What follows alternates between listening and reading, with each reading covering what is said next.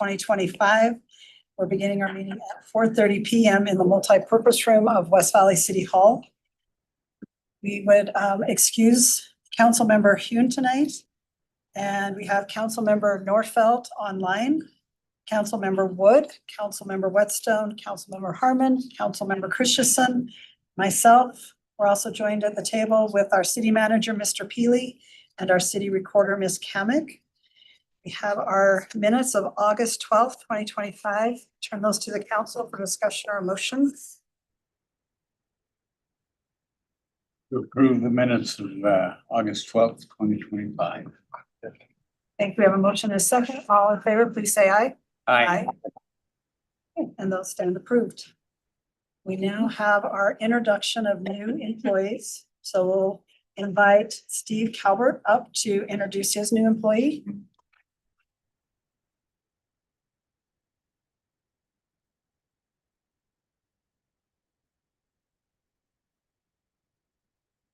Good afternoon.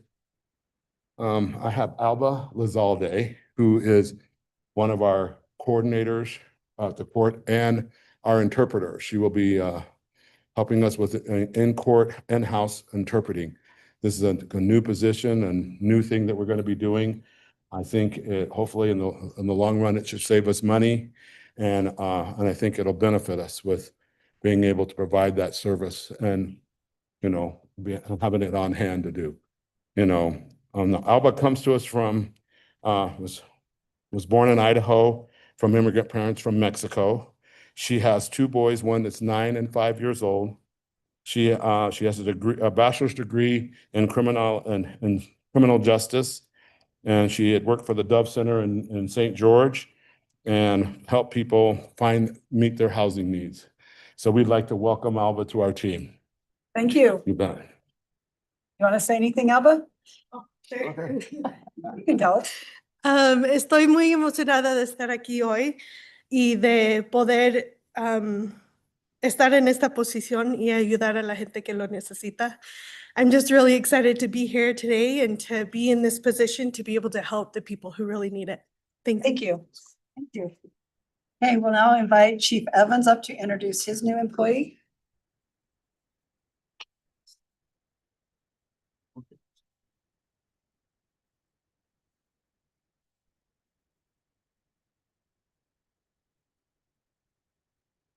Thank you. I'd like to introduce Spencer Kerr.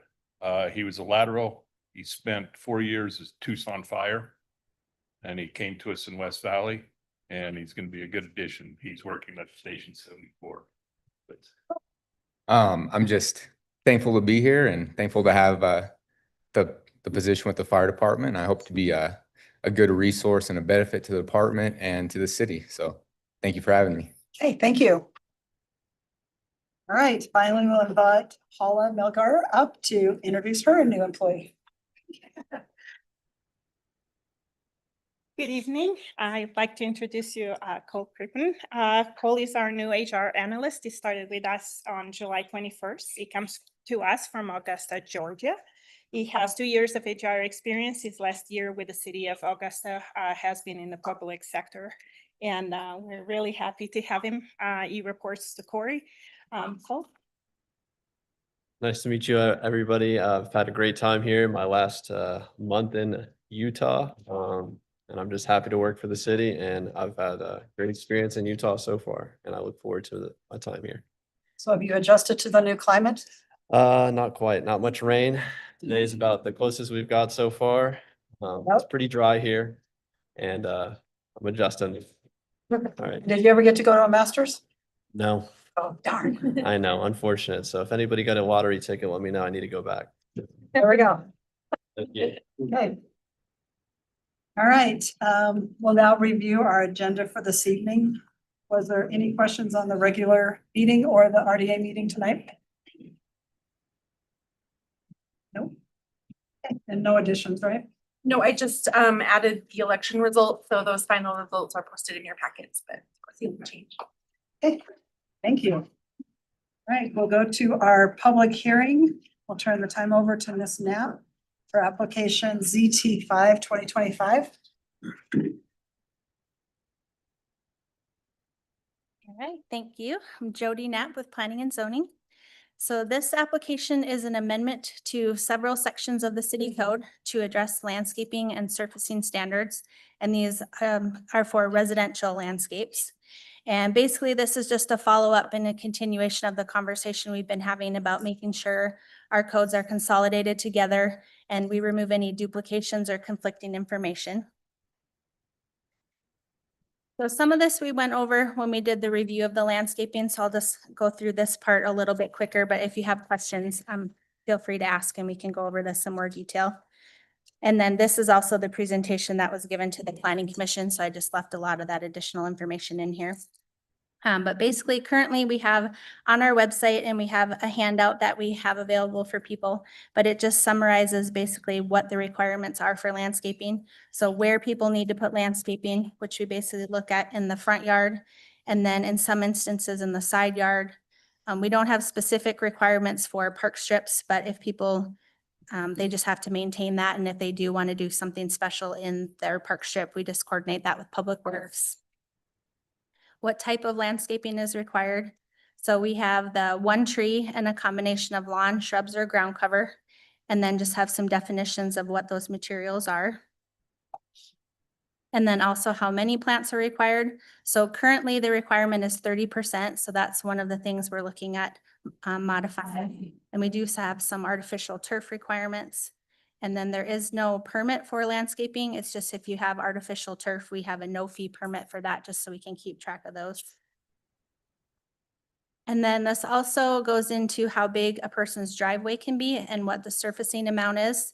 So we currently have two different standards. We have the 40% for standard yards and then 50% for cul-de-sacs, lots on or anyone needing a circular driveway in those instances. And so that's, You can tell me that again. Yep. Because I have told everybody here, I get mixed up on this 20 or 30 and 40. So cul-de-sacs are 50%? yes. So So this is what we're facing because of that reason. Okay. I'll let you finish. Okay, You've done all so that. this is what currently is in there. Okay. And so that's what that looks like. So basically, we had a change a few years ago, so they were independent of each other. So surfacing was on its, just calculated on its own, and then landscaping was calculated on its own. Because the way we used to do it is we said you could have up to 40%, and then half of what's left had to be landscaping, but it almost penalized people if they had a smaller driveway, or it wasn't a good way to administer that. So we did switch that. So basically, again, they're reviewed independently of each other. And so what we're looking at doing for surfacing is just simplifying that just for that very reason. So basically, right now we have the 40 and 50. So just pulling everybody up so that it's just 50% across the board.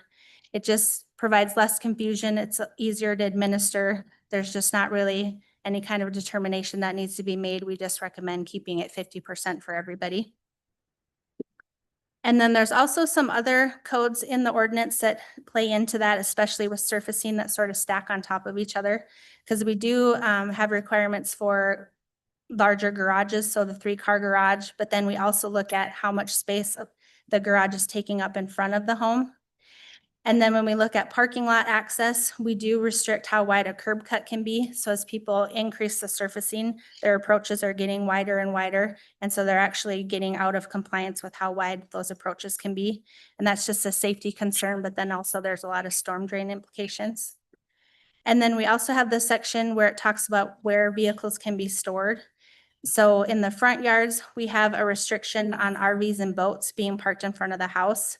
But basically now what's happening with that is then the cars are just being parked in front of the house and things are getting displaced. So this last change was actually a recommendation directly from the Planning Commission, just as we were going through these different scenarios. So I'll go through that in a little more detail. And then for landscaping, our recommendation is basically keeping it the same as far as the layout is, but reducing the 30% down to 25%. And that, again, is just if the surfacing increases, then it just makes sense to reduce the landscaping slightly. And so this is what that graphic would look like. So you'd have and this is just a standard like R18 lot. So you'd have the 50% surfacing and then 25% live plant material. So as we went through the examples before, it's basically just removing, so decorative dirt is one example of removing that definition from the code and basically swapping that out with xeriscape and xeriscape. And this is a recommendation that came directly from code enforcement. They just have a lot of questions and they have to explain what the difference is. And so just calling out one specific type of ground cover just didn't really fit with how the code is laid out. And then just defining those two actual landscape terms should help them out as they go through this when they're doing enforcement. So getting away from just the all dirt lawn or even the all rock landscapes, they're just very hot and there's just other issues with those.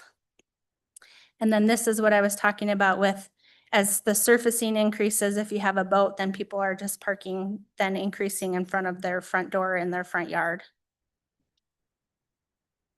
And when this came up before in our discussion, there was a lot of questions on cul-de-sac. So I do have a few examples in there, but this is one that we've all reviewed a couple times. And basically you had the original driveway with the house, then it expanded with the RV pad, but then also expanded with the parking in front of the front door. So when you look at this one, they basically originally had 42%. Then when they added the RV pad, they got up to 58%. And then when they did the part in front of the front door, it got up to 74%. And so you can just see with cul-de-sacs, so that one is right down here. But most of the other lots in this area are keeping it right at the 50%. So that one kind of sticks out.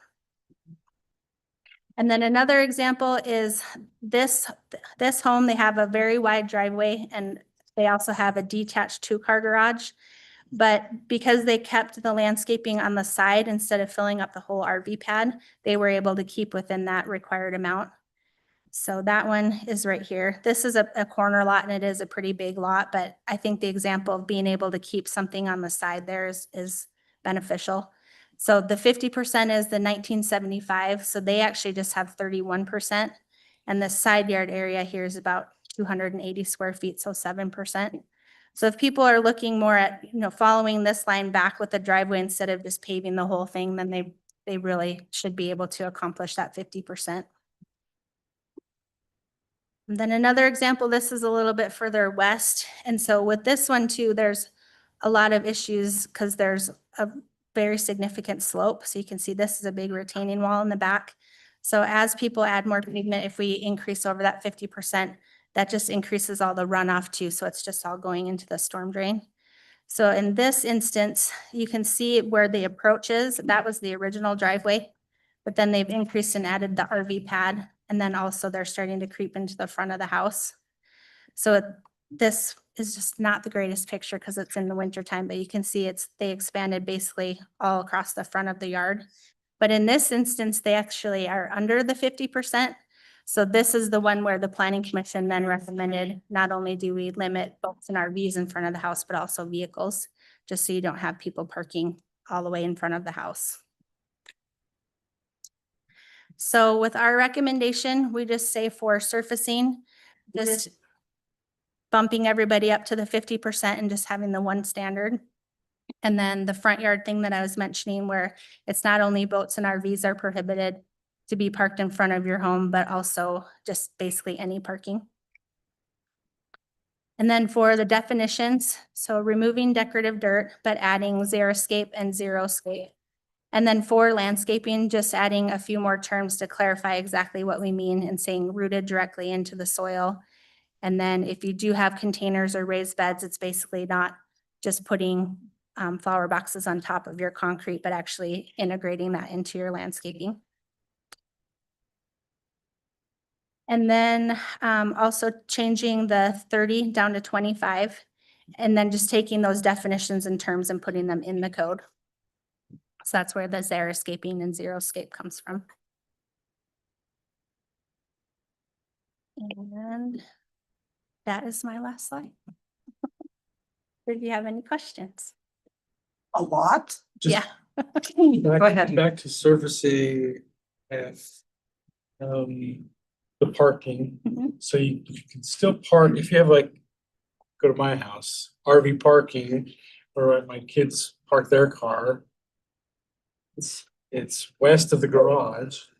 It's not in front of the house. That's okay. It's just parking in front of the house. It's not the garage. Yeah, so you'd start with that 50%, and then the curb cut is always just something that needs to be verified regardless of all those other standards, but you'd start at the 50%.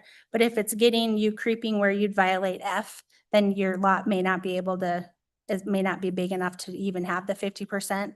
But it's just saying that in front of the garage or carport, that's where the parking should be, and it should not overlap more than 4 feet of the front of the house. So that's something that's already in the code for boats and RVs, but it's just people then are basically adding all this pavement and then just moving that stuff over there, but still the impact of parking cars in front of the front door is still there. Yeah. So that was the recommendation from the planning commission. So my concern with that is, how do we change people's thought process on that? Because I can think of 4 or 5 homes in my neighborhood where they have increased the concrete and they are parking in front of their front porch. I mean, that creates a whole nother problem. So I don't know. I don't know what we do. So the RVs can still be parked in the front yard. They just can't block more than 4 feet of the front of the house. Because we just changed that like 3 years ago. So that's what it currently says. It's only for boats and RVs. Right. And so this just says you can't have any parking that overlaps more than 4 feet. Okay. Yep. So it adds cars into the boats and RVs. Yeah. Just hoping we didn't change that back. Yeah. So in cul-de-sacs, the front of sometimes they pinch right down to almost nothing. And so you have a 3-car garage and then not so much in front of the house. So does that still work out 50-50, or are those people being penalized because their yards are pinched off in the So cul-de-sac? right now they're at 50%, so we're basically not suggesting a change to that at all. Just keep it at the 50% and bump everybody up to that. Everybody else to 50. And then we do have the limitation on how much the garage can take up on the front of the home. So that's where it's saying, so basically we don't want the house to all be garage door. So there's that requirement, which then plays into how wide the garage is. And so it's really pushing people to make more of the RV pad on the side of the house and not in their whole house. Mhm. Okay, so I have front of my house is 80 feet. So I have my driveway, that's 2-car. I don't know what that really equals out to. And then from the driveway to the property line, I concrete it all. And I only have this little bit over here of lawn. What happens then? Do they have to take out their concrete? Yeah, if they've gone over the 50%. So the driveway includes into the concrete on the side, or the driveway is part of the landscape? So with surfacing, it's anything that you are parking on. So it's concrete or even gravel. If the gravel is used for parking surfacing, that's included in that calculation. So that's under E, at the end of E. So there's concrete getting poured every single day in West Valley that's going over this percentage. So how do we educate people that they cannot do that? Because they've just spent a ton of money to concrete 40 feet wide. And then we're gonna go through and tell them we have to take it out. So how are we educating? So this is actually letting people have more. So we're not reducing what they're allowed to have currently. It's letting them have a little bit more. But as far as the education goes, I mean, code enforcement has been anxious for this to get on the agenda because to your very point, there's been a lot that have been in violation. So yeah, as far as letting people know, I mean, we have the handouts, it's on the website. I do know if we see people have formed up their driveways, we try and make sure to notify them or just even talk to them before they actually pour the concrete. And then code enforcement is working at updating their pamphlets as well. But this is maybe something we could work with getting on like our Facebook page or the website, but it's not going back, it's allowing more. Yeah. So I think there's some that are pouring a lot more than they know is allowed. We might need to put it in our storm drain or the notices we sent out, the bills? Utility bills. Yeah, the utility notice. And is there an effective date or is this just a blanket? If it's already in, It's up, if it's already in, are we gonna go back? Or is it just effective going forward? Have we addressed that? Usually that's the rule, so we don't have an effective date. Those are a little bit harder to, we just usually, it's just, this is the code requirement, especially where we're going from 40 to 50. So anyone that was in was in that gray area, actually this benefits them. So Yeah, but I think people pour concrete every day that don't look at look at anything. anything. well, they would currently be in violation. So even if we didn't change this, they would have already been over. So they actually could do a little bit more than what they did before, but we had never had 60% or anything over 50 in the code.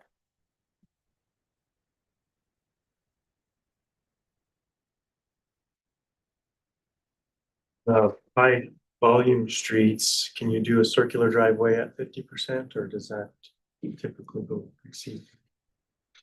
So that's what we currently allow. And just when I ran some numbers and did the calcs and looked at some of the ones that were in violation, they were way over the even 60% because they're just paving their whole front yard. So it does look like if people do a circular drive and actually do the circle part, that they should be able to get to that 50.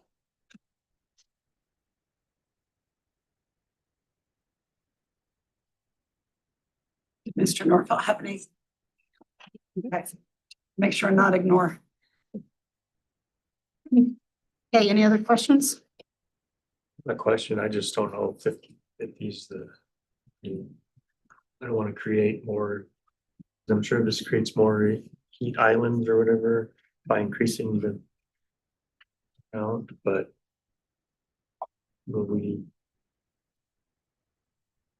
how will we handle that when residents exceed that already?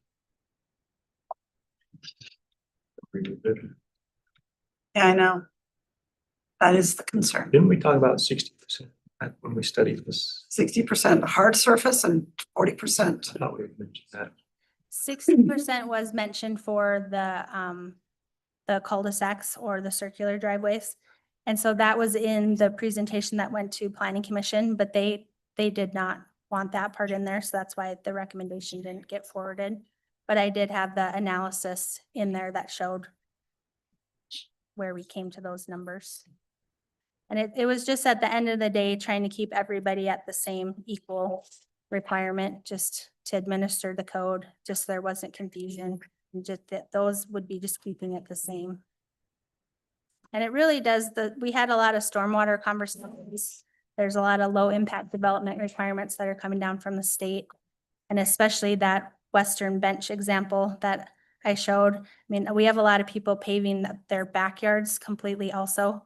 And so then if you're looking at your whole, which we don't regulate at all. And so if they're paving their whole backyard and 60% of their front yard, I mean, that's just a lot of water and impacts to our storm drain system. So we just felt like keeping the 50 was kind of a good compromise across the board. Does our storm drain make it to the Great Salt Lake or just our? It does. Yes, it does. Yes. See, that's a good thing. Yeah. We'll do our part to refill Great Salt Lake. Yeah, well, you know, every once in a while we have that 100-year storm. Yeah, I think I'd be more comfortable with 60% hard surface or anything besides creep. Or just cul-de-sacs or across the board? Well, honestly, I see the hardship on arterial streets. Trying to get out of your driveway is, so I would be even less, it'd be whatever it took to get a circular drive in there. Just because I mean, when my house was built, it was like a 45-foot setback. Now it's a 25.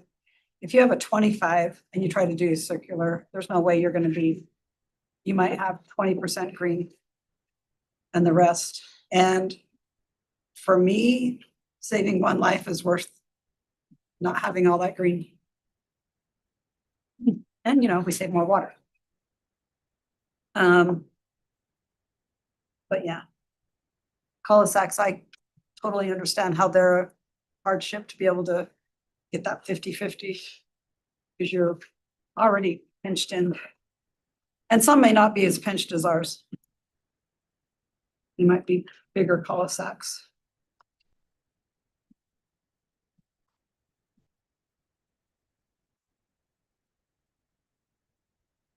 Okay, no other comments? Okay, thank you, Jody. Thanks. Now we have our resolution for the Beyond Way Forward initiative that was presented to the council a couple weeks ago. Is everybody all right with that moving forward? And are there any questions on that one? Seeing none, we'll go to our resolutions or the other resolutions, which 25-119, and we'll turn the time over to Mr. Welch.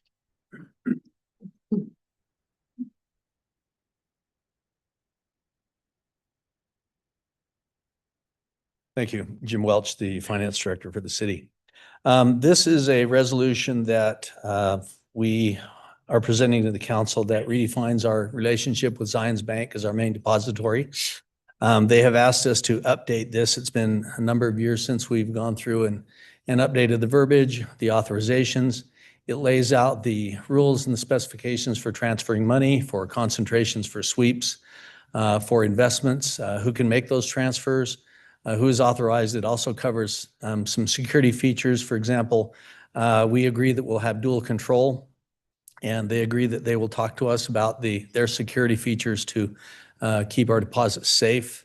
And with this resolution, that will basically just put us back in business for another basic unspecified time, but allows us to continue our treasury management relationship with them. Okay. So I had a question. So on the agreement itself, it was 5.1, guessing those are all employees. And one of them doesn't have an email address. That, we'll put that one in. It's easy. They've got her email address. And yeah, that's Jeanette Carpenter's our budget supervisor. I have 5 people that are authorized to make transfers. It requires at least 2 of them, so that when somebody's out of the office, they have the ability to initiate wires, ACH transfers, initiate checks. And those are. Says that any one of them act. Yeah, later on in the agreement, it specifies the dual control. Okay, Yeah. perfect. Any other questions? Okay, thank you. Thank you. All right, we'll go to resolution 25-120, which we'll turn the time over to Mr. Kester.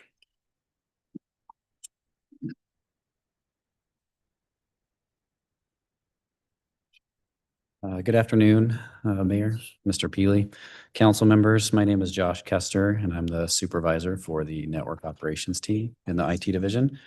And I'd like to take a brief moment just to explain the Utah Government Data Privacy Act and why Varonis is the right tool to comply with this.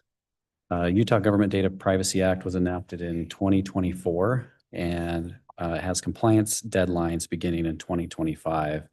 It requires state and local governments to safeguard personal data through strict rules on collection, security, transparency, and accountability. Essentially, this means identifying and protecting vast amounts of sensitive information scattered across file systems, cloud platforms, and email. So it's something that is a significant challenge for our IT team. Varonis provides a streamlined way to meet these requirements. Their platform thoroughly analyzes files and logs on Microsoft Office, our local databases, and shared file systems. It also automatically discovers information such as social security numbers, health records, financial data, and it categorizes it all. It enforces least privilege access and continuously monitors for unusual activity. Varonis transports compliance from a manual, high-risk, lengthy process into a sustainable program that protects our data and the citizens' trust. In short, we've thoroughly tested numerous providers of similar platforms, And we found Veronis to be the best fit for us to satisfy these new state regulations. So thank you for your time. I'm happy to answer any questions you have. Any questions? We will still do our normal store our backups offsite. That's correct. Yeah. Yeah, this is strictly just to categorize and identify the data that we do have and just what types of sensitivity levels they have. Okay, thank you. Thank you. All right, we'll now turn at the time over to Mr. Pastrick for 25-121.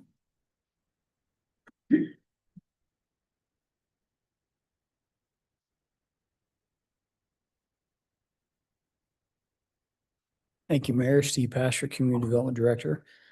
So this resolution adopts some findings concerning the West Valley Central Station area plan, or what we call Fairborn Station Plan.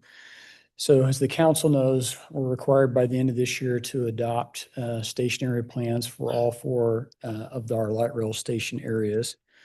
And actually later tonight, we have 3 of those being considered by the council. For the stationary here by City Hall, which is the West Valley Central Station, we've actually had a plan for many years that the council just recently updated. So in the instance where a city already has a plan, if the council passes a resolution essentially saying that the plan meets the state code requirements, then we have to do a new plan where we already have one adopted. So this resolution essentially says that our plan meets the objectives in state code. And so therefore, once that resolution is passed, we could submit that to Wasatch Front Regional Council for certification. So it's really just supporting our certification effort. Okay, any questions for Mr. Pastrick? Okay, thank you. All right, we'll turn the time over to Mr. Mattson for 25-122. 1 or 2 vehicles.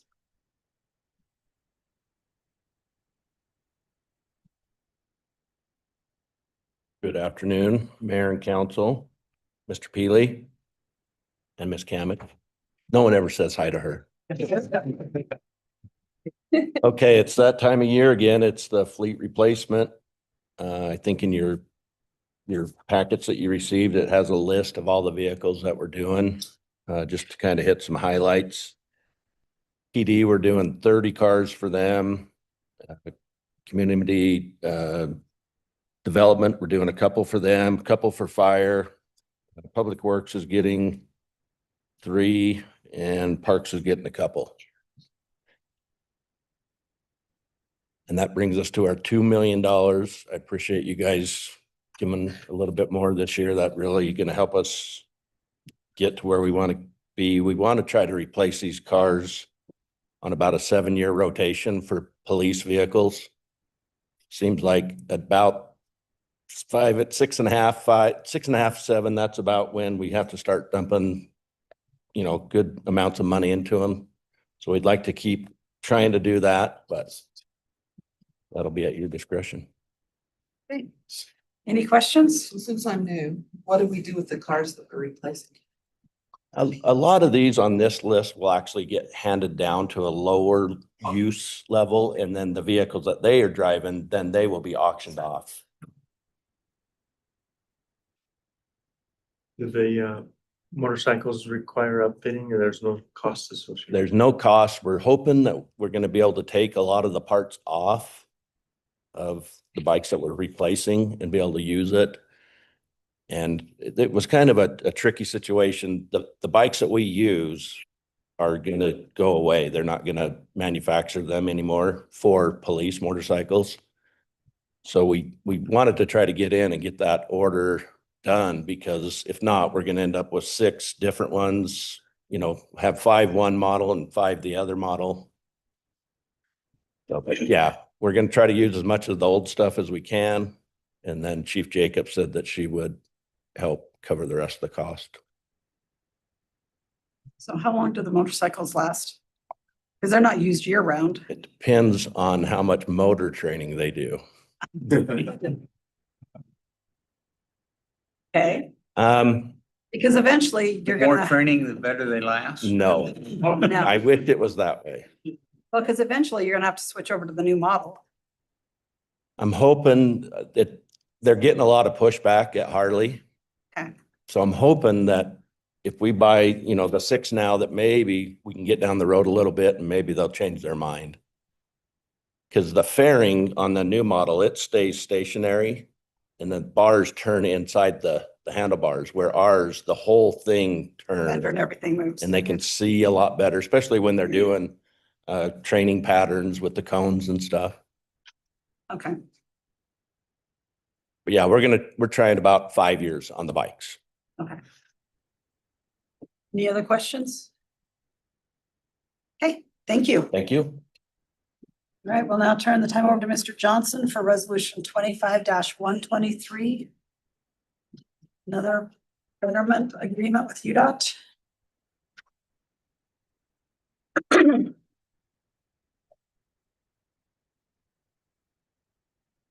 Good afternoon, including Ms. K-Mac. This is a betterment agreement with the Utah Department of Transportation. They're building a new traffic signal on 5600 West at 3240 South, which is the driveway into Centennial Park and Walmart/Chick-fil-A. In order to construct a traffic signal, there are certain warrants that need to be met for the construction of a traffic signal. And this one meets it based upon pedestrian traffic, actually. We get a lot of pedestrians crossing that road. And UDOT, at our request, after many complaints, did some traffic counts and some pedestrian counts at a time in which we were actually seeing pedestrian crossings, and it met the warrants, and they've funded the signal. And so engineering has been working with Walmart and with Chick-fil-A. They've donated right of way and will build improvements on the west side of the road. And this is a betterment agreement to build the improvements on the east side of the road for just about $29,000 that will enable the construction of the signal at that location. So while it's quite close to 3100 South, and from a traffic engineering standpoint, we don't love, like, it's not an ideal spacing for a traffic signal, but there'll actually be a decent traffic benefit to the city at the park, and also all the customers at the commercial businesses on the west side of the road. So. Okay, any questions? Okay, thank you. Thank you. Okay, we'll now turn the time over to Ms. Whitaker for the next two, 25-124 and 125. Hello, so I am Candace Whitaker, the West Valley City Family Fitness Center Director and Assistant Director of Parks and Recreation. So good evening, everyone, including Ms. K-Mac. So I am here today to discuss the purchase of a chlorine generation system for the indoor pool at West Valley City Family Fitness Center. The cost to purchase this will be $175,216.11. A little bit of background on this system. Currently, the fitness center has a 1,800-gallon chlorine filtration system, which costs the city over $30,000 per year. Yeah, the price of chlorine continues to increase. It's very caustic chemical, and it requires expert training and handling to both deliver and to use.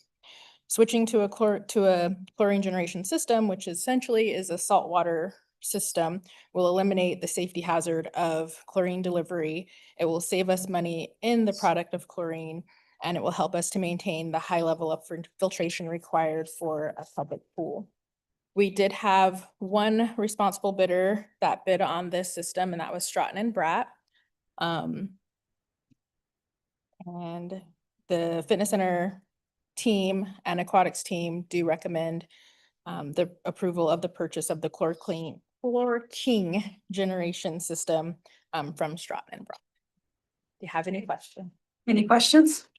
Any idea of the cost savings, the annual cost savings? So we estimate with the current cost of chlorine right now, we're about $35,000 that we will save per year in just chlorine deliveries for the indoor pool.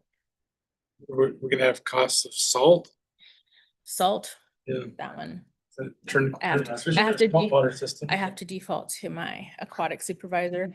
He knows that detail. So, yeah, right now we're paying. You mind coming up to the mic? You come up? Yeah. Yeah. And tell us your name. Clint Burnham, aloha.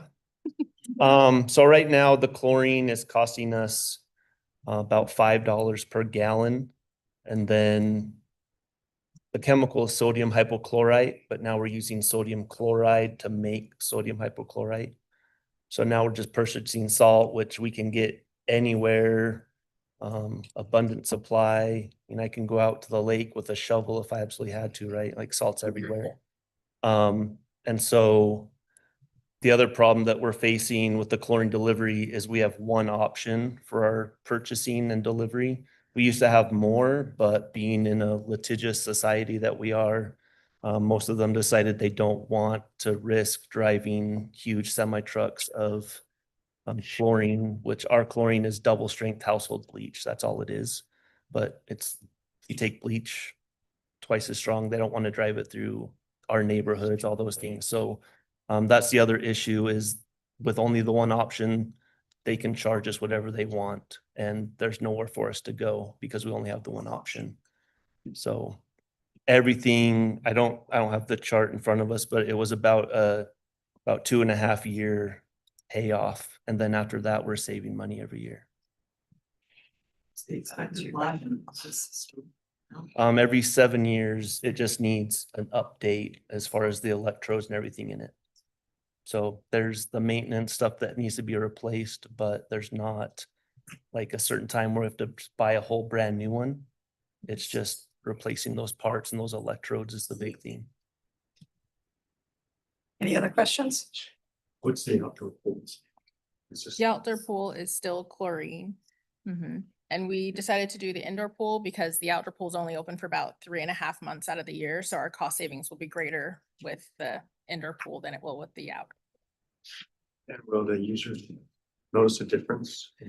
They will, in the fact that with the salt water, it's gonna feel more like when you have soft water in your home and you have that kind of soft, silky feeling. That's what it will feel like when you're swimming instead of the harsh kind of dry feeling that you'll get with chlorine. Your hair will not turn yellow. And- Will I swim faster? If you are Michael Phelps, yes. Show up and take a few of their swim lessons then. So I have experience with both the chlorine pool and a salt. And the chlorine takes so much time and effort. It does. And the salt pool is easy. Nice. Yeah, so I think this is great. There a difference in the sanitation? It's just exactly. Everything is exactly the same. Everything's the exact same. So, I mean, essentially, it's the same chemical. We're just adding salt and making our own instead of. So we'll have a constant stream of chlorine. The other side of it too is since we're using pool water and salt to create the chlorine, when we add liquid chlorine to the pool, it has a pH of about 12. And then we're adding acid to the pool constantly to bring that back down to a 7 to neutralize it. Whereas now the cost saving isn't just in the chlorine, but we're not buying acid. So we have, I have about 800 gallons of hydrochloric acid that I have to store as well. And so now my bulk tank is going to last me about 2 years instead of about a month. That's why I bring him. He knows his plants. Okay, any other questions? Okay, thank you. All right, 125. Awesome. So this one is for a replacement for the Centennial Outdoor Pool roof. We did have 2 responsible bidders. It was Done Right Roofing at $136,400 and then American Roofing Company for $37,025. When we acquired the outdoor pool in 2020, we knew that the roof was going to eventually have to be replaced. So we did prepare for this item to come up. The roofing material is currently shrinking and pulling away from the sidewalls, creating major leaks and damage with the drainage. And so we are requesting your approval to move forward with the contract with American Roofing Company so that we can get this taken care of. Any questions? So that's a big discrepancy. It is. American Roofing viable? They are, we did vet them. They both submitted very similar proposals, but I don't know why they were so out of bounds. Chad does. I finished out my whole food today. Chad George, good evening. Thanks for having us. I actually talked with Dunright Roofing and said, can you please explain to me why your bid was $136,000? Where the other one was $37,000, and we had another one that didn't qualify because they didn't put everything in. They were $27,000. Also had a company we worked with for a long time that didn't put a bid in because this guy was out of town and they missed it. They came back at about 55. So I'm like, why are you guys $100,000 more? And he said, honestly, I said, yeah, I'm a new company. I couldn't get the warranty that you guys had requested. So I bid myself out of the park just to, because I knew I wasn't going to get it.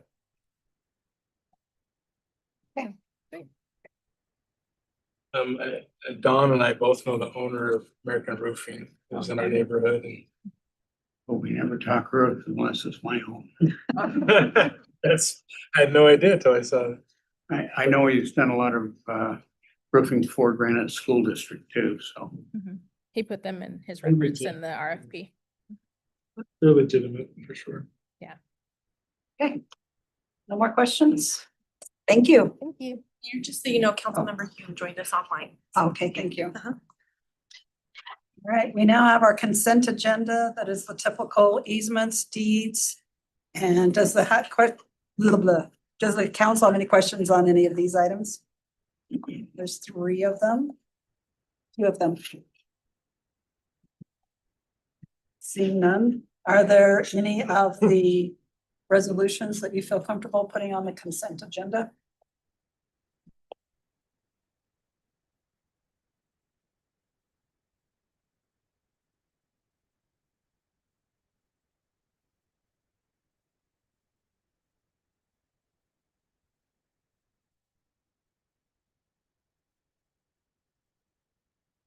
Okay with them being separate. All of them being separate? That good? I was good with them all being on consent, so. Well, I think the betterment could go to consent. I mean, Okay. So F? yeah. Okay, and then leave all the others as resolutions? Okay. There's only 4 heads to watch, so they're not all nodding. All right. We'll turn the time over for a discussion on the Performing Arts Center to Mr. Peely to introduce. Thank you, Mayor.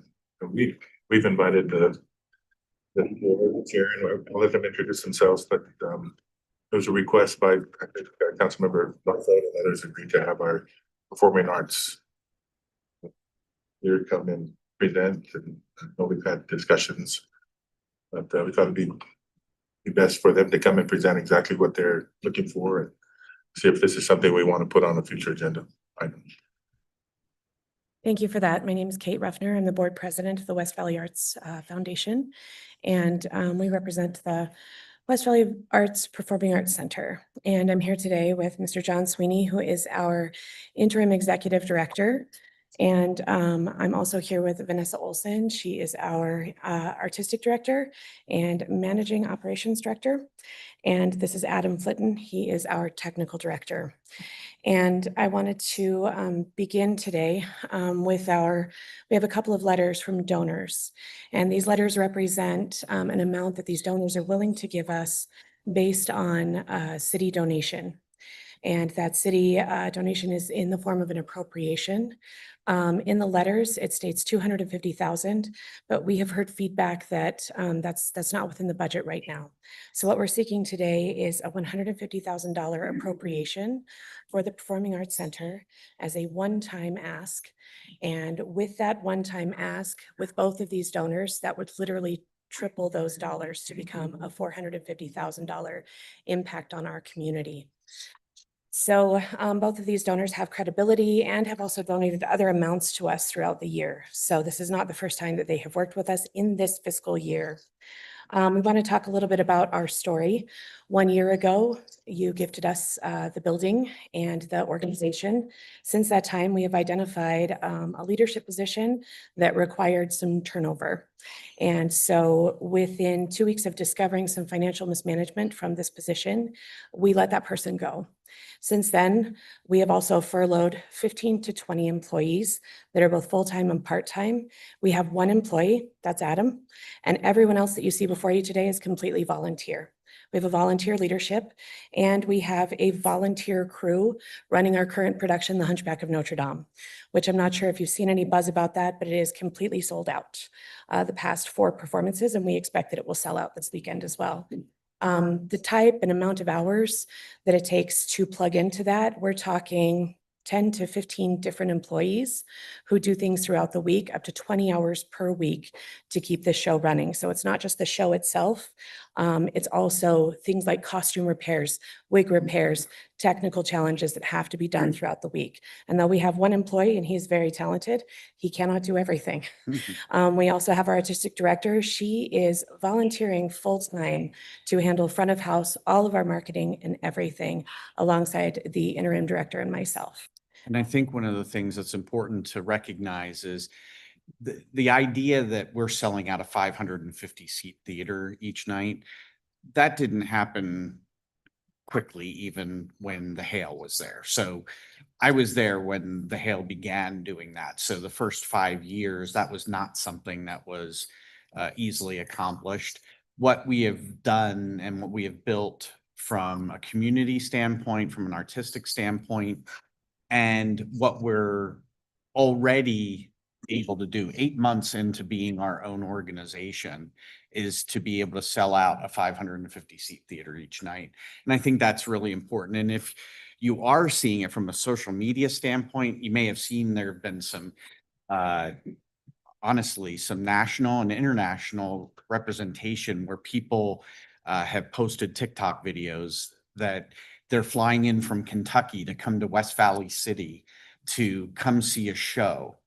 And that's what we are providing to the community, to West Valley City, is some exposure nationally and even internationally.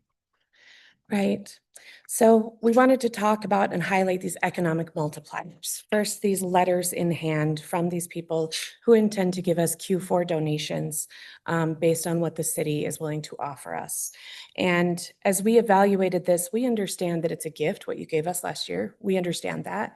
And as we move forward with this financial mismanagement piece and gathering this community among us, we're not going anywhere. We are determined to stay, and we are determined to make sure that this volunteer effort continues to ensure that there is a long-term health plan in place. So there are a couple of changes that we've made financially. Furloughing the staff and continuing on a right-sized hire is the first thing. So that is one of those numbers that we're going to ensure moving forward, that when we do hire someone, that is within our budget. We have also altered our season, both for this year and for next year, to accommodate openings for partnerships for our potential rentals.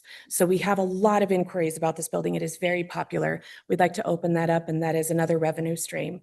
We've introduced a youth program that has both after school and evening opportunities, and we are piloting our first production, The Addams Family, and we have the class starting tonight for those students. We've also introduced partnerships for other ZAP-funded organizations, such as the Off-Broadway Theater, that has approached us about potentially playing in our rehearsal hall. So we're looking for ways to diversify our revenue to make sure that we are stronger than we have ever been before. Our goal is not to create budget problems. We want to solve them. And we wanted to introduce a case study of the Utah Shakespearean Festival. One of the things that when they started, they sought city support, and the city said, no, we have too much going on. We have a property tax increase. We have all these municipal things that we have to do. Well, now if you look at what the Shakespearean Festival is providing, there are 7 figures that these tourism dollars offer to the city, and that's our goal. We want to make sure that we are stable and secure and independent of the city. So that is what we're looking for long-term. With these donors here, we have an opportunity to do that this year. This isn't something that we're expecting to come back year after year and seek your support on. And again, as you see in the letters, we are asking for less than they are actually willing. So, I mean, if you saw the ability to add an extra 100,000, that would mean 300,000 to the Arts Center. Yeah, not to get cheeky, but no one's driving from another city to visit the Holiday Oil here, but they are flying from other states and other countries to come see our shows. And I'd be happy to send you the little pictures that we have taken and their testimonials of people who've come to see our show. So those are tourism dollars that we have in hand within 8 months of operation. This is going to continue to grow. We've identified a formula that we believe is really important. As we move forward, we would not expect this amount without identifying ways to be transparent and accountable. So monthly reporting would be expected on our side. And we would continue our lean staffing model, our diversified revenue streams, and then we would want to make sure that we eliminated wasteful spending across the board. We've already taken all of these measures in our board reviews and in our bylaws to make sure that this is stable. We have also spoken with ZAP and our Utah Arts and Museums, and we were awarded Utah Arts and Museums this week, and we will be awarded ZAP. They have assured us that we have been considered alongside others, and we have been approved before, so they are planning to approve us again. We believe that these multiple funding sources demonstrate our credibility, and they reduce our dependency on any single source of income, donorship, sponsorship, or anything else like that. And ultimately, it helps us to keep ticket prices down, which is one of the most, from the aspect of the families in West Valley City, it makes it enticing for the families to be able to bring their youth, give them an activity as part of the performing arts, and also come to a show. Again, I think everyone could agree that this is a very valuable aspect to what we bring, and it can make the tickets affordable, it can make the classes affordable, and give activities for that are safe for the kids to do. Yeah, our goal, we want to ensure our operational stability so that we can have uninterrupted community programs ongoing.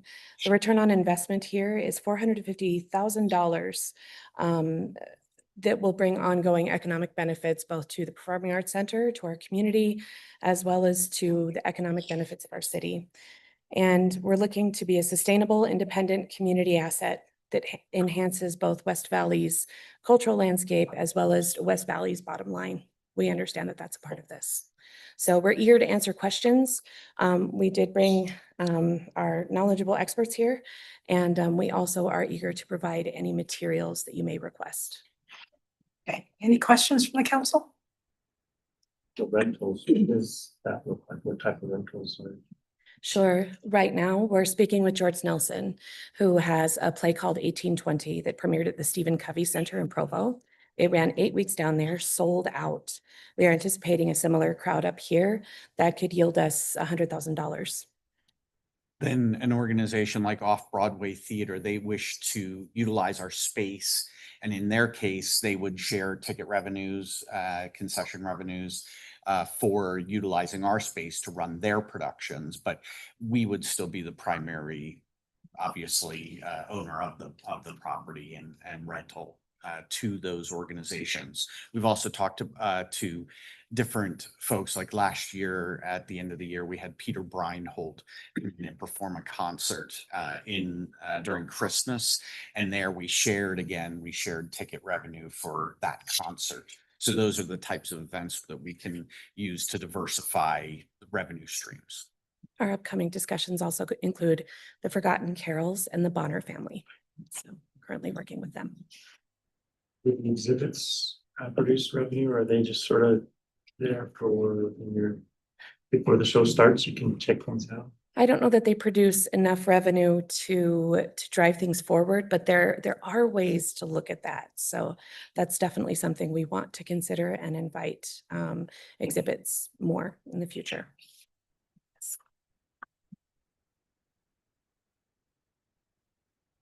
Any questions online? I'm not seeing any. Okay. All right, thank you so much. Thank you for your time. Thank you. Thank you. Okay, we'll now turn the time over to Mr. Johnson for Bangor Highway update.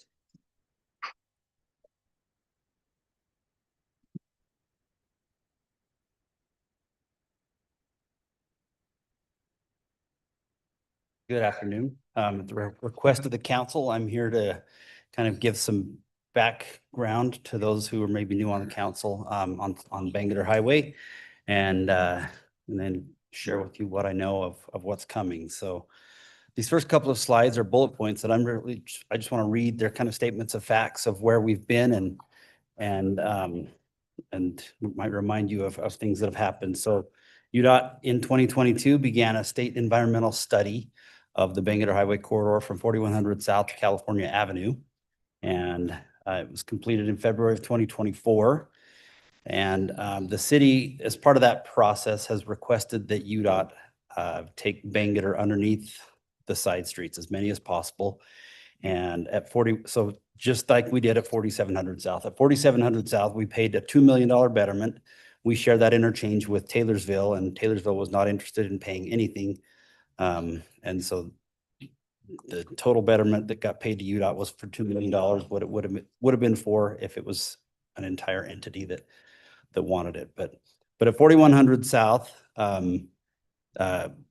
this was included in the environmental document because the city had requested it, but we requested that Bangor be taken underneath 4100 South. But due to shallow groundwater at 4100 South, you have to bring 4100 South up about 10 feet to enable UDOT or Bangor to go down about 10 feet or so to have that Bangor cross underneath. And that will cost the city $4 million if we choose to continue with that betterment.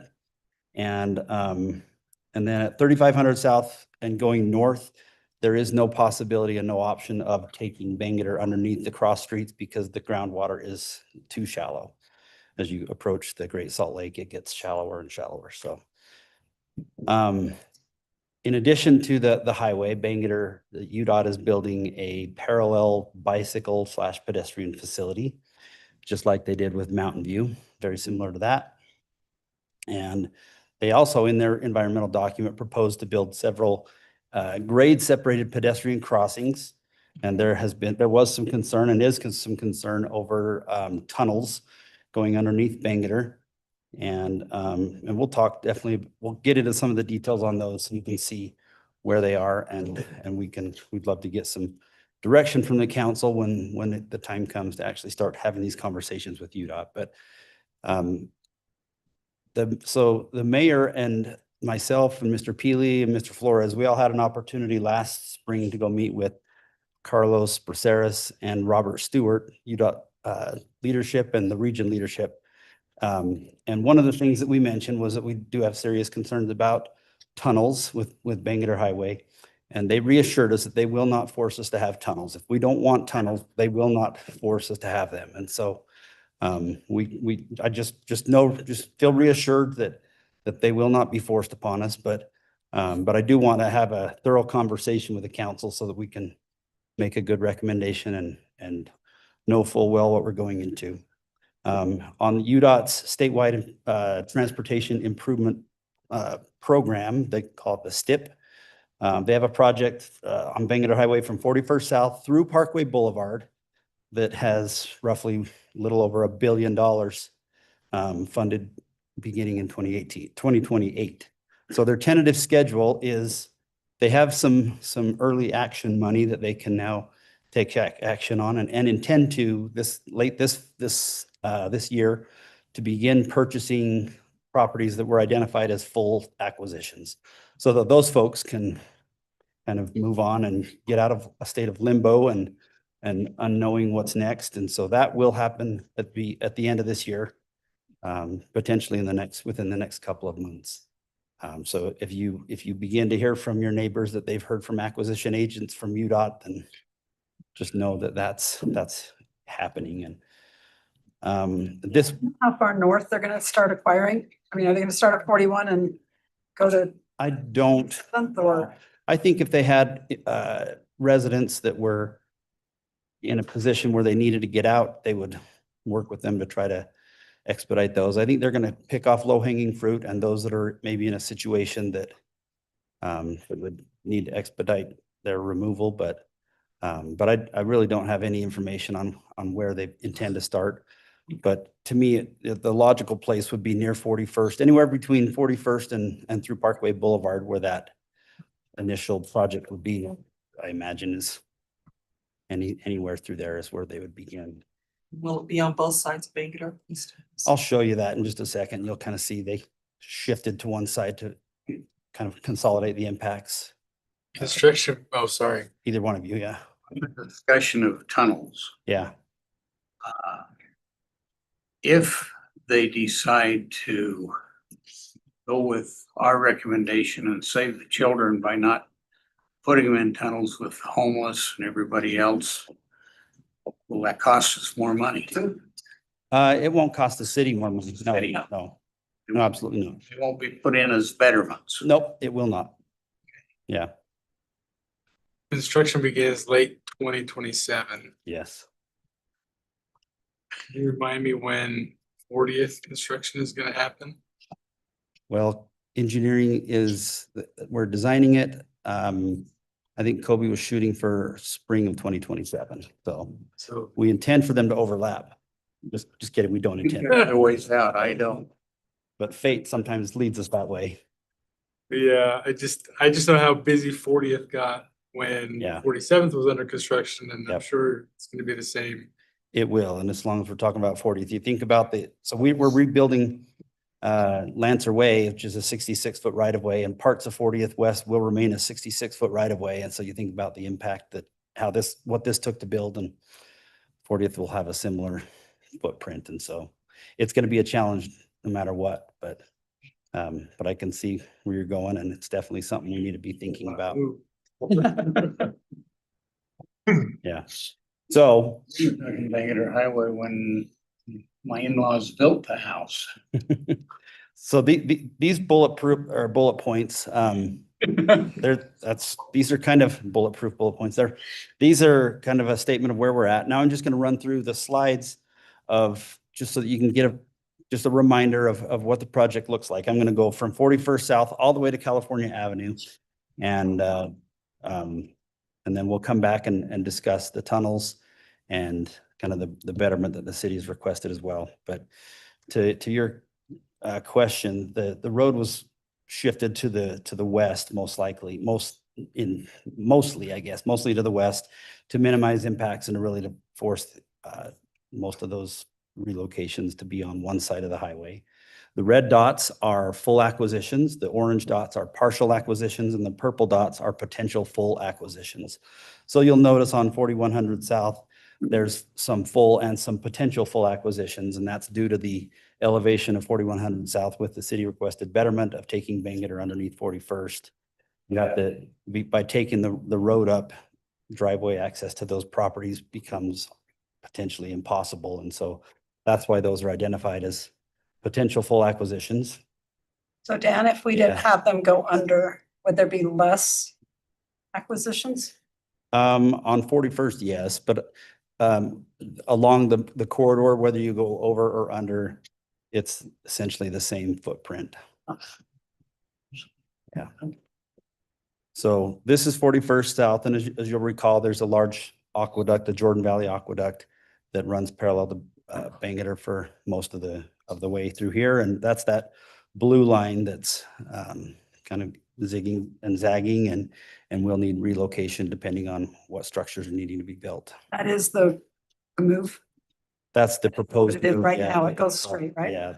Yeah. So they haven't really identified in here clearly where what's existing and what's relocation, but that move across to the west side is a relocation. So that's at 41st South. This is at 3500 South. Well, let me back up to 41st real quick. Never mind. We'll talk about pedestrians in a minute, but that's changing my mind. So this is 3500 South. So here you have Bangor Highway lanes going over 3500 South, and some pretty substantial commercial acquisitions on 3500 South as well. Yeah. And you'll notice that the pedestrian crossing that they're proposing kind of goes along the backside of Granger High School and crosses under Bangor, but we'll talk about that in a minute. And then this is at 3100 South, there will be no more access on or off of Bangor Highway. There will be a bridge on the Bangor Highway will go over 31st South. And then Parkway Boulevard will be a spooey and will be actually, that's not a spooey. That's a divergent diamond interchange, but nonetheless, it'll be an interchange, full interchange at Parkway Boulevard with significant relocations to move Parkway Boulevard and to get it to a line and there's quite a bit of work that needs to make that happen. And so you can draw a line at the end of this page. This is essentially the end of that first phase of construction where they get through Parkway Boulevard. And then at 24th South, there will be a bridge over Bangor and then a complicated spaghetti weave of roadways at the 201 interchange that if you study it for a few minutes, it begins to make sense. It's complicated and there's a lot of movements that they end up. 6 months and it makes no sense. Yeah. Yep. Essentially, you'll have a freeway lanes at the bottom on 201. Another layer above that will be a spooey where Bangor on and off ramps will intersect and there will be a traffic signal there. And then on top of that will be Bangor through lanes that will bypass all of that. And so it's kind of a 3-layered freeway system right there at the interchange. But I'm told that that's another $1 billion or so. And so it's going to be, that's another phase that is unscheduled currently. And then this is what it looks like working its way through into Salt Lake City with access from basically some frontage roads that give access at 1820 South and then a spooey at California Avenue. So You go back to 31 to Parkway. Yep. I'm just guessing there's gonna need to be some fencing there at the golf course.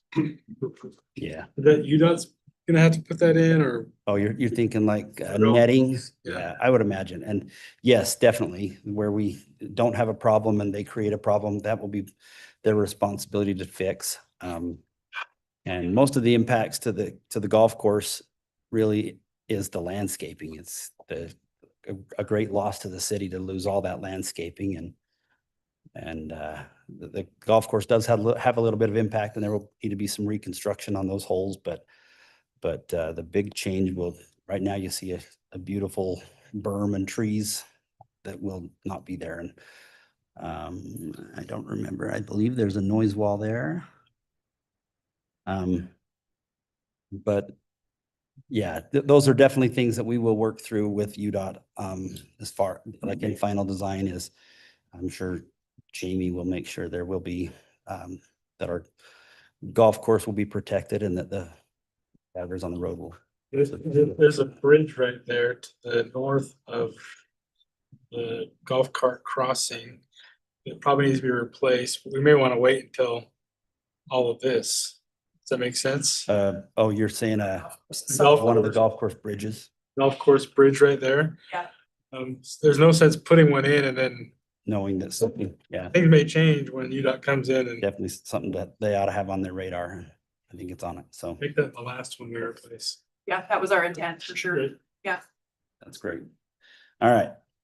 Now, let's talk about pedestrian crossings. So this is a screenshot of what the original design looked like at 4100 South. I've circled in red those pedestrian crossings that kind of became controversial, at least in this area. So there was one that was proposed maybe a quarter mile north of 41st South that was proposed as a tunnel.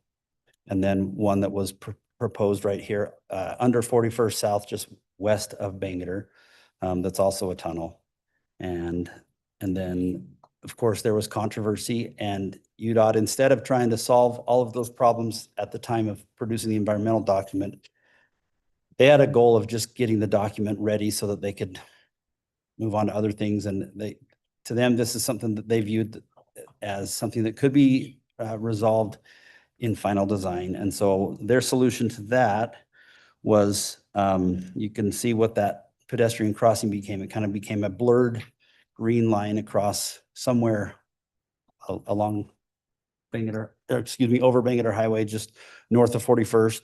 And then they kind of blurred the crossing and said, all of these pedestrian crossing locations will be determined whether they're over, under, and exactly where they, or they punted that into the future. And so as we work through this, you know, maybe we'll have some things to offer them, hopefully, as we come to that. And then this is a view of so when they were developing the alternatives in the environmental document, we were telling them that we wanted Bangor to go underneath. And so they produced this graphic for us to be able to get a visual of what it would look like at 41st South with Bangor going over 41st, as you traditionally see at 78th and 54th, versus this hybrid option. So you can kind of you're able to see how the whole roadway needs to come up about 10 feet or so. So you're not gonna, you know, as you drive down 47th,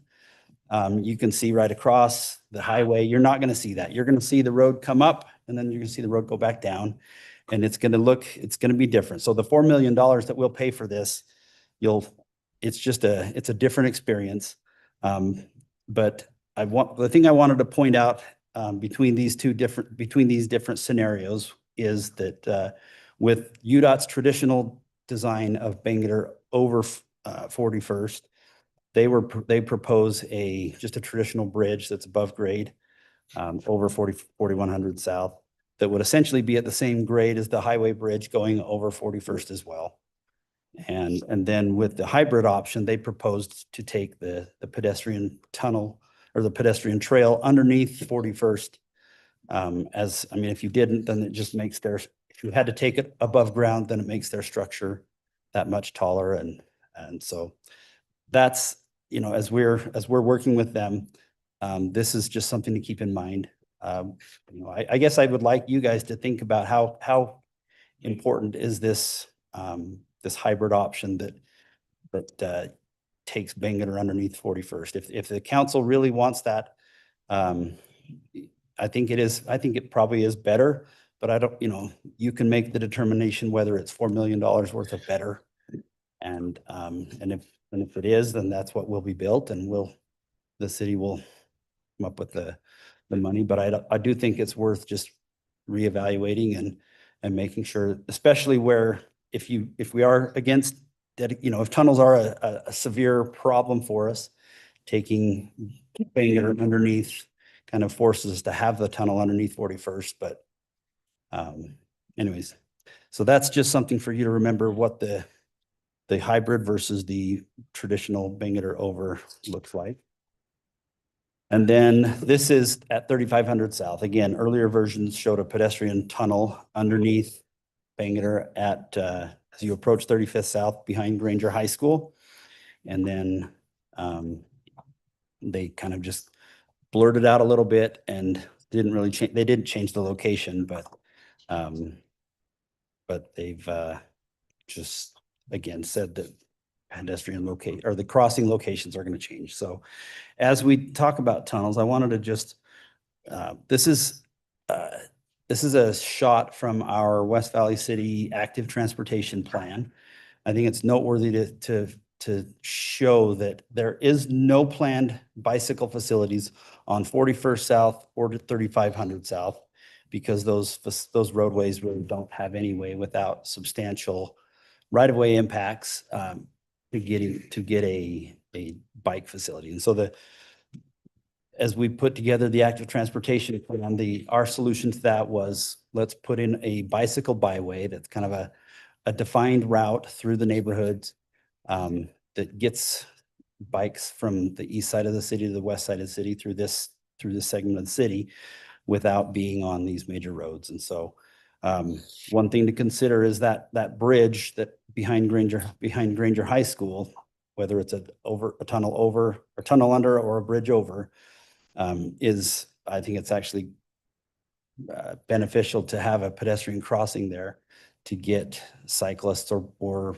peds through there, just across the city in that location. Yes. That's still the location about 3,800 south. Yeah, it's pretty, We've- yeah, so this had it going down 3,800 south in our bike plan, but UDOT proposed a trail that paralleled that Granger lateral of the North Jordan Canal that runs on the south side of Granger High School as the location for a trail, which we think is not a bad idea. So that's for your consideration as well. And then this is just to keep in mind, if we told them we do not want any of these tunnels, either the one at 41st South or the one at 35th South, spuies aren't really super pedestrian friendly. And so just if we got rid of those crossings in the middle of the neighborhood and behind the high school, then all pedestrians would be required to pass through the spuies. And this is 5,400 South.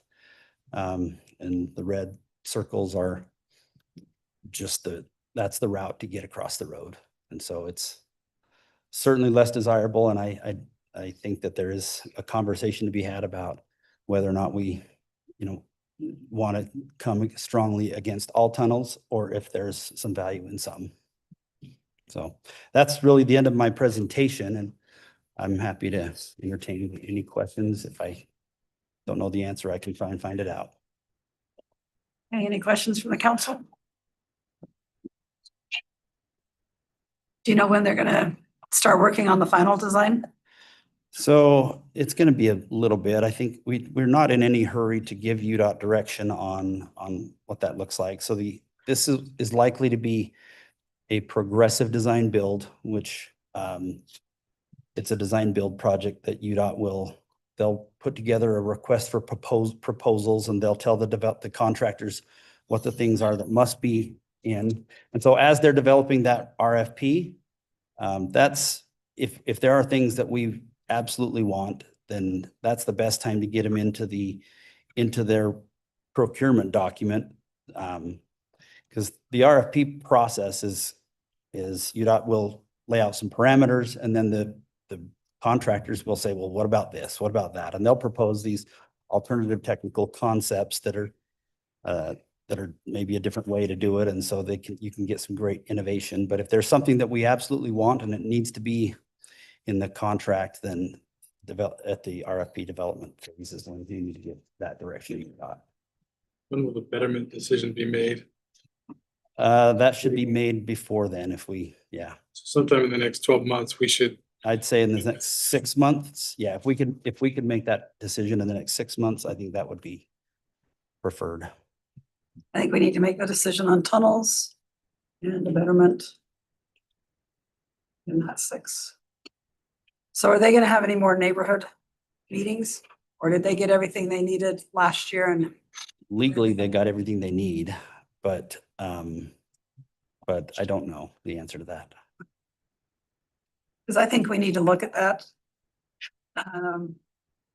Trail or whatever it is going on the west side of Yeah. 3,100 too. That one's a little beyond weird. Little, yeah, Oh, are you talking the one right by Parkway Boulevard? Parkway Boulevard one. Yeah, they built it shows it's right on top of those 3 properties that are being fully acquired. And But it's not just straight. And that they in said our- that was our request, so. that I'd was like our to credit- request in that, so they're not buying those homes because of the trail. They're buying those homes because Parkway will be impacted and elevated, and there won't be any way to get them into their driveways. And so they lose access, but But it still puts people. the main back- request for us to do that is to have the ability to like drive a snowplow right down that road without, we can't really do zigzags and maintain the trail in a way that's Yeah, easy, I guess. Or but we're not doing that anywhere else, that we're still gonna maintain snow removal. say that again. We're not putting that little Well, corkscrew in anywhere else. that rest we're of doing the rest of them, the whole purpose of that corkscrew is just to build the elevation up to get you up high enough. The rest of them they don't need the distance that little corkscrew provides you to get high enough. So it's basically just a long ramp that they've had to bend around.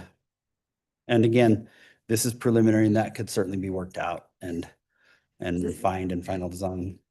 3,500, does it really swoop that much right now? east to west? It's pretty close, yeah, Okay, yeah. I'll have to watch that when I'm You at that driving it. Intersection. And then the pedestrian crossing there, it dumps into Rawhide. Oh, yes, to the west. uh-huh, exactly. And then, then I'm looking at your planned bike facility map. And it looks like it just kind of meanders through these neighborhoods. I don't, do we have a trail for them? It How- would be, how it do would be. people know how to get, Yeah, you there know, would be it's- pavement markings saying, follow, come this way. We would do something to kind of clarify that that is a a little byway, bicycle byway. I mean, part of me is like, oh, that'll be great. I can go park at my folks' house and walk over to the Grange football games. But the other part of me is like, I would like to just push that to 35th and not have anything dump into the neighborhood. Yep.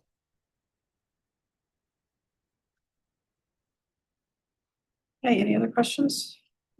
And none online? No, doesn't look like it. Okay. Okay, thank you. Thank you, Dan. All right, council calendar.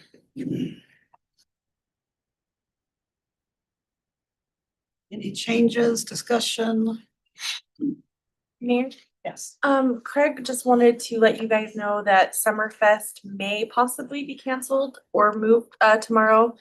It's supposed to thunder and lightning. And if that's the case, then they'll change the date or move it.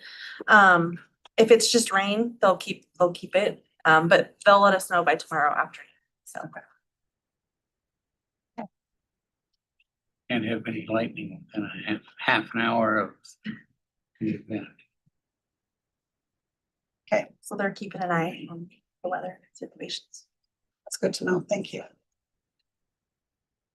Okay, seeing no other concerns, any potential future agenda items? I had someone reach out and ask me about our non-emergency line. And they're asking me all sorts of things, call volume, average wait time, percent of unreserved, average response time. Is there a place that information would be available, or is that something We can look into it. Counselor. that? Apparently they've had some issues with calling and I didn't get specifics, but I got general comments. So I said, well, I'll do that because I didn't have the answer on that. And then the other question was, all of our literature online there always a bilingual option, English and Spanish. Do you know about that? I mean, we say we're gonna do handouts and things like that. Does it typically include? Oh, does anyone know the answer to that? And I can tell you, it's not all. Not all. And we of are them. working. Okay, We've discussed that. okay, That's a good reminder to get on it. I appreciate that.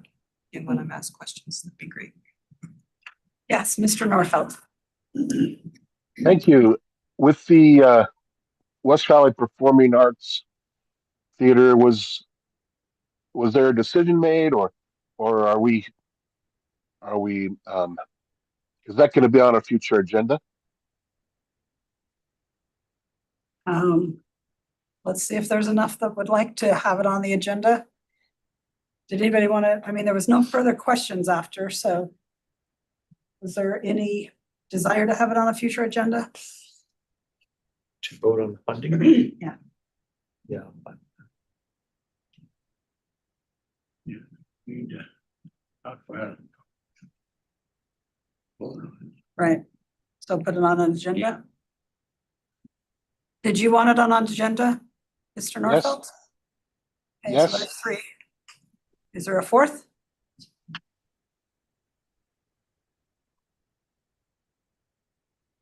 Okay, right now we don't have enough to put it on the agenda. I think we'll have to talk about it maybe I need offline. to think about it a little bit more. Okay. They're still wanting to think about what was presented today. I can't tell. Is everyone here? Yeah, all 7 of us are present. Okay. Yep, thank you. All right, No other future agenda items, council reports. National Nights Out continue. Had some real good ones in the last little while. Yep. Don and I fought it out last night over candy. Well, I think the firemen Both did. came away with a sack full. Oh, yeah, we all had sacks, but I think the firemen had more in their sacks than we did. Chief gave away all his, I gave mine away too. So so, I did not want that at my house. but they've had some real good, I've noticed, in the increase of events, venues for these. A lot of them come about as a part of my hometown, but they brought that neighborhood in many times. I know Winona last night is doing one next month that she just does second Sunday of the month, and it's just treats on the street. She gets 4 houses and they just have a neighborhood meeting around that. So There's 4 different Four different- neighborhoods. 4 So different one in each neighborhoods. neighborhood. Make all 4 of them tonight if you work at it too. Yeah. So it's expanding, not just the National Night Out format. And one of them I went to, they said they had done them pre-COVID, but they hadn't done them since COVID, and this is their first time back, so it's definitely, it's quite the list. Picking up again, Yes. yeah. I don't know how we disperse them, so there's not 8 in one night. Yeah, but I think it's It's good. great, even if we can't make them to all, make it to all of them, it's great that they're getting together, and getting to know their neighbors.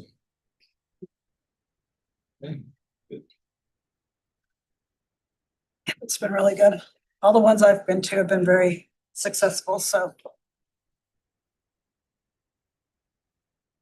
Okay, we don't have a need for a closed session, so we just have one more action item. Motion to adjourn. Okay, all in favor, say aye. Aye.